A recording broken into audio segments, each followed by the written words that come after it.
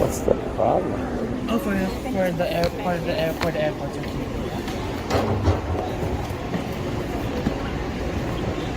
Any chicken wings? Yeah. Okay, for sure. I'll just figure it out. No, thank you. Yeah, I'll call back. Thank you. What's the problem? It says here you are on the watch list. I'm on a watch list.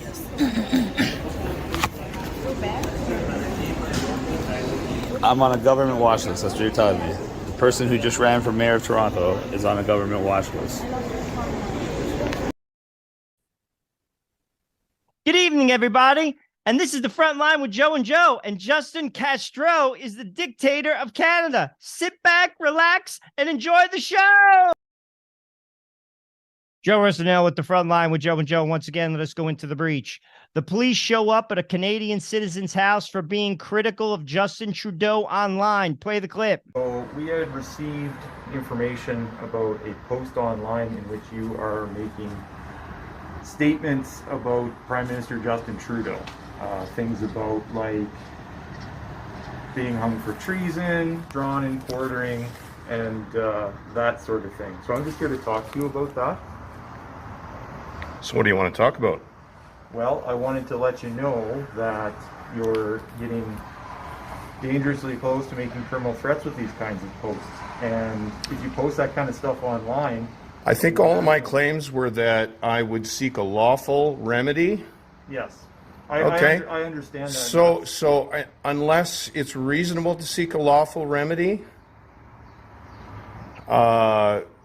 then I don't see it as a threat. I'm seeking a lawful remedy for what I view as a criminal conspiracy with the Communist Party of China.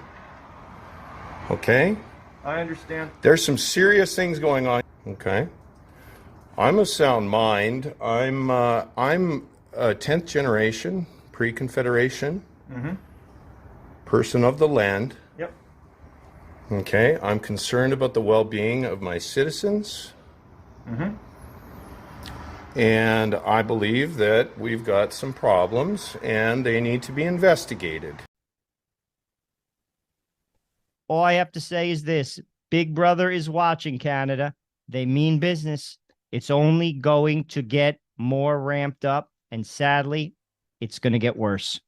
Olivia Chow walks the streets of Toronto waving to the constituents. Play the clip.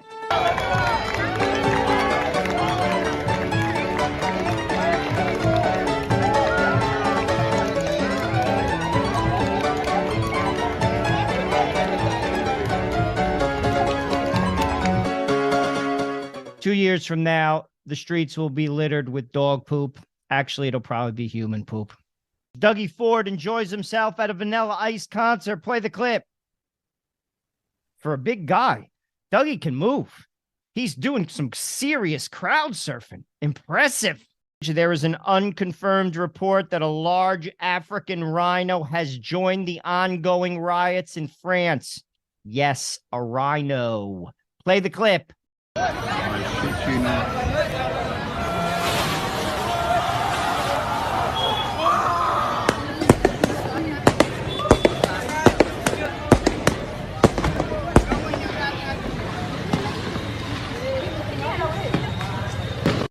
Supposedly, the animal was released from the Paris Zoo by angry rioters. I got to be honest.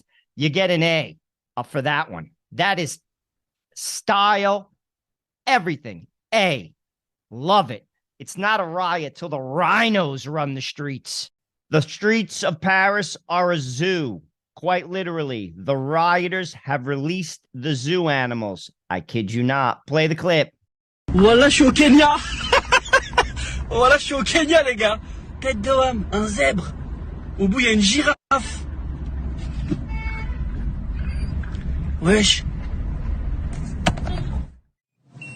T'es pas ma gueule, c'est quoi ce truc? Eh bon, le checker là, la tête C'est moi le dernier qu'on met les gros là. Voilà, se balade dans le quartier. C'est moi. Ils vont vite, hein. Sur la tête d'homme, t'es moi, il y a des lions qui tombent. Là, il y a des éléphants. Mais bah, rien. Nothing says a riot like a zebra running down the streets of Paris. The carbon grift continues. Play the clip.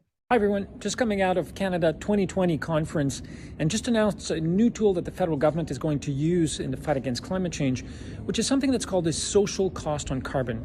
Basically, we've worked with scientists, economists to calculate how much it costs to every Canadians every time we put a ton of CO2 in the atmosphere, of carbon pollution. It used to be, the evaluation used to be that cost was $54 just a few years ago. And now, based on new science, based on new data, we've evaluated that this cost is $247 every time a ton of CO2 goes into the atmosphere.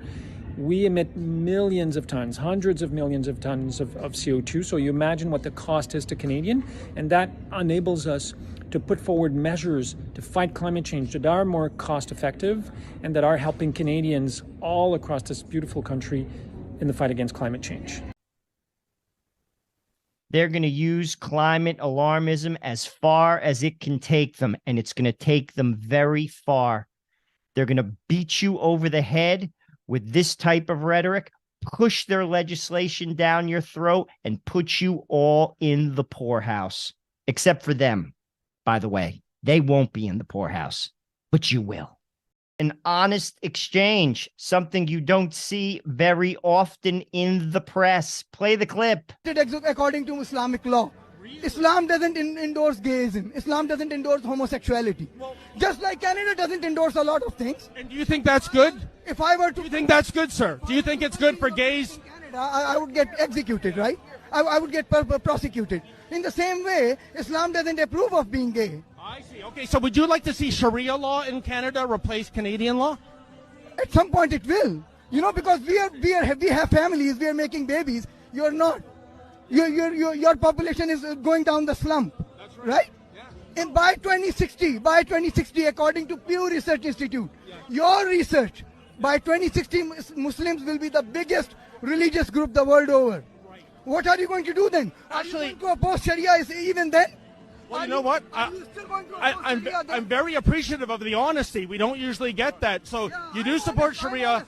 You do want a Muslim majority nation in the West End, correct? Just like you had a Western majority nation in the land of Native Americans, one day we can have a Muslim majority nation here in Canada. Right in your face. I see. So, if only Catholics would be so honest and basically say what this gentleman just said. A man or a woman who lives an active homosexual life is a sin. It's been taught for millennia. If only the Catholics were so honest. I'm going to leave it there. Why is it the United States and not the Canada? Inquiring minds want to know. Play the clip. Okay, listen, I have a question for you. And before you say Google it, Joanna, I tried to Google it and it made no sense. It had like 17 points. Here's my question. Why is it the United States and not the Canada? Just Canada. It's the United Kingdom, but just India. It's the West Indies, but just Russia. It all started because I was trying to explain to somebody it's not the Ukraine, it's Ukraine. So I thought it was... I think that it's just... When did you get here? I think it's just, like, they just didn't take the time to pick out a name for them, like a team name. The team name? Yeah. The United States is their team name. Well, they're pretty excited about their team name. They're just states that happen to be in America and they united. But if they had picked a name, then it would just be, you know, the name. Is that the answer? Is that the answer? Somebody please tell me, is that the answer? Deep thoughts. This woman, if you ask me, is tripping. And when you trip, you ask crazy questions like the United States, the Canada. You also drink a lot of beers, you jam the Allman Brothers, and sometimes you run the street without your clothes on. Hopefully, she doesn't do that. But she might. The baby boss says he's going to axe the tax. Play the clip. Trudeau's carbon tax hits you just in time for Canada Day. Then he wants to raise it to 61 cents a litre. Enough. I'm common sense conservative leader Pierre Poilievre. I'll axe the tax to bring home lower prices. Canada needs to turn off the mainstream media, stop listening to the rhetoric of Justin Trudeau, tune out St. Greta of the perpetual car battery. By the way, Greta will soon be canonized. It's taking place in Davos. Klaus Schwab and Al Gore will be presiding over the canonization. The tickets are $60,000 a piece. The New Brunswick Public Safety Minister weighs in. Play the clip. Daughter in grade 2 can change her name and her gender, not just without my consent, but most importantly, without me even knowing it, to the point that the school would literally deceive me as a parent should I ask to know what's going on. I have a serious problem with that. And I can tell you one thing. The vast majority of parents in this province have a very serious problem with that as well. And I will not back down.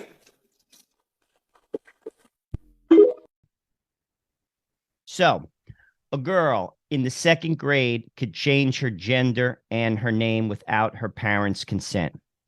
What crazy person came up with that idea? Seriously, that is a crazy person that came up with that idea. I have young kids. Kids wear masks. Kids run around with ninja outfits with swords. Kids are not equipped to make a decision, a lifelong decision in the 2nd grade. Most adults aren't equipped to make lifelong decisions. And you're going to empower a 2nd grader. Some crazy person came up with that idea. And they are, in fact, crazy. So I was walking down the beautiful streets of Calgary. That's where I am at the moment. And I saw a lady like staring at me. So I just assumed she knew who I was. So I smiled back. I said, "Hi, how are you?" Like, I figured she knew me. And she just started giggling. I go, "What's wrong?" She's like, "I'm sorry. I don't know who you are, but you're just so hot." And I took the compliment. I said, "Thank you." She smiled and she kept walking and we both had a nice day. What's the moral of this story? How come if the roles were reversed and a guy happens to see a woman that he finds attractive and he looks at her long enough for her to notice and then says, "Hey, you look really hot today." The exact same words the lady said to me, only all of a sudden you become toxic, a misogynist, possibly even sexually assaulting the woman, according to some radical feminists. But why? Has anyone ever asked why it's like that? It couldn't possibly be to try to make men afraid of virtually everything, including approaching a woman, so they can easily be controlled, could it? Or do double standards really have a place in society? Comment below. Trudeau channels his inner Canadian historic self. Holy 1980s haircut, Batman. Trudeau listened to way too much Depeche Mode with that freaking hair. To all my Canadian American friends, if you like what we do on the front line, I'm asking you to give $1. Just $1. Production costs money. We do it for you. We are self-funded. And $1 goes a long way. That's less than a cup of coffee. In Canada, a cup of coffee might cost $5. So you're getting off easy.